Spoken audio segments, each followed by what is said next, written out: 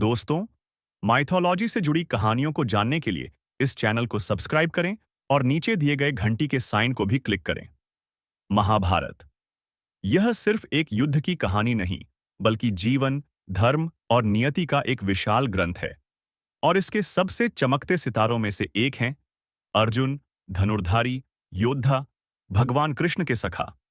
हम सब जानते हैं द्रौपदी को, पांडवों की इकलौती रानी। पर क्या आप जानते हैं कि द्रौपदी के अलावा भी अर्जुन की 3 पत्नियां थीं और उनसे जन्मे पुत्रों ने भी इतिहास में अपना अमिट नाम दर्ज कराया। आज हम महाभारत के उस पहलू पर रोशनी डालेंगे जो अक्सर अनकहा रह जाता है। नमस्कार दोस्तों, आज के एपिसोड में हम अर्जुन के जीवन के उन अनछुए पृष्ठों को पलटेंगे जहां प्रेम था, पराक्रम था और ऐसे रिश्ते थे जिन्होंने कुरुक्षेत्र के युद्ध की नींव रखी। हम जानेंगे अर्जुन की 4 पत्नियों द्रौपदी, उलूपी, चित्रांगदा और सुभद्रा के बारे में। और सिर्फ इतना ही नहीं, हम उनके वीर पुत्रों श्रुतकर्मा, ईरावान, बभ्रुवाहन और अभिमन्यु की कहानियों में भी उतरेंगे, जिन्होंने अपने अपने तरीके से इतिहास को बदला।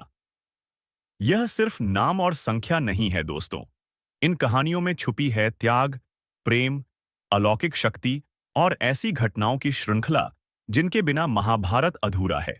तो तैयार हो जाइए एक ऐसी यात्रा के लिए जहां हम अर्जुन के पारिवारिक रहस्यों को उजागर करेंगे। हम में से कितने लोग महाभारत की मुख्य कथा से तो परिचित हैं, पर जब बात अर्जुन के निजी जीवन की आती है तो हमारी जानकारी सीमित हो जाती है। हम द्रौपदी और अभिमन्यु को जानते हैं, पर क्या आप कल्पना कर सकते हैं कि अर्जुन का एक पुत्र नागलोक में जन्मा था, या एक ऐसा पुत्र जिसने अपने पिता के खिलाफ ही युद्ध किया? ये सिर्फ किस्से नहीं हैं, ये वो कड़ियां हैं जो दर्शाती हैं कि कैसे एक महान योद्धा का जीवन सिर्फ युद्ध के मैदान तक सीमित नहीं था, बल्कि प्रेम, कर्तव्य और अप्रत्याशित मुलाकातों से भी भरा था। इन कहानियों को न जानने का मतलब है महाभारत के एक विशाल और महत्वपूर्ण हिस्से को छोड़ देना। आज हम उस कमी को पूरा करेंगे। तो चलिए शुरू करते हैं उस नाम से जिसे हर कोई जानता है, द्रौपदी, यज्ञसेनी, अग्नि से जन्मी महापराक्रमी राजकुमारी। यह अर्जुन की पहली और प्रमुख पत्नी थीं, जो 5 पांडवों की सहधर्मिणी थीं। द्रौपदी और अर्जुन के मिलन से एक अत्यंत पराक्रमी पुत्र का जन्म हुआ, जिसका नाम था श्रुतकर्मा। श्रुतकर्मा उन उपपांडवों में से एक थे जो कुरुक्षेत्र के युद्ध में अपनी वीरता के लिए जाने गए और जिन्होंने युद्ध के अंतिम दिनों में महान बलिदान दिया। उनका नाम अमर है उन वीर गति को प्राप्त योद्धाओं में। लेकिन महाभारत के प्रेम कहानियों में एक ऐसा अध्याय है जो आपको हैरान कर देगा। यह कहानी है अर्जुन के 12 वर्ष के वनवास की, एक ऐसी शर्त जो द्रौपदी से विवाह के बाद उन्हें मिली थी। इसी वनवास के दौरान अर्जुन गंगा स्नान के लिए हरिद्वार पहुंचे। वहीं नागलोक की राजकुमारी, एक अत्यंत सुंदर नागकन्या उलूपी, अर्जुन पर मोहित हो गईं। अपनी मायावी शक्तियों से उलूपी अर्जुन को खींचकर नागलोक ले गईं और वहीं उन्होंने अर्जुन से विवाह किया। यह एक दिव्य प्रेम कहानी थी, एक ऐसी प्रतिज्ञा जो अर्जुन को नागलोक से जोड़ गई। उलूपी और अर्जुन से जो पुत्र उत्पन्न हुआ, उसका नाम था ईरावान। ईरावान सिर्फ अर्जुन के पुत्र नहीं थे, बल्कि वह एक पराक्रमी योद्धा थे जिन्होंने कुरुक्षेत्र के युद्ध में पांडवों की ओर से अद्भुत वीरता दिखाई। उनकी कहानी भी उतनी ही दर्दनाक और वीर गति से भरी है, जहां उन्होंने अपने प्राणों की आहुति दी थी। अर्जुन का वनवास जारी था और उनकी तीर्थ यात्रा उन्हें पूर्व की ओर ले गई। इसी यात्रा के दौरान जब अर्जुन मणिपुर पहुंचे, तो वहां की सुंदरता और वहां के राजा चित्रवाहन की पुत्री राजकुमारी चित्रांगदा के व्यक्तित्व ने अर्जुन का मन मोह लिया। अर्जुन को चित्रांगदा से प्रेम हो गया और उन्होंने राजा चित्रवाहन के पास जाकर विवाह का प्रस्ताव रखा। राजा सहमत हो गए, लेकिन एक शर्त के साथ। चित्रांगदा से जो पुत्र उत्पन्न होगा, वह मणिपुर के सिंहासन का उत्तराधिकारी बनेगा, न कि पांडवों के वंश का। अर्जुन ने यह शर्त स्वीकार की। अर्जुन और चित्रांगदा से एक पराक्रमी पुत्र का जन्म हुआ, जिसका नाम था बभ्रुवाहन।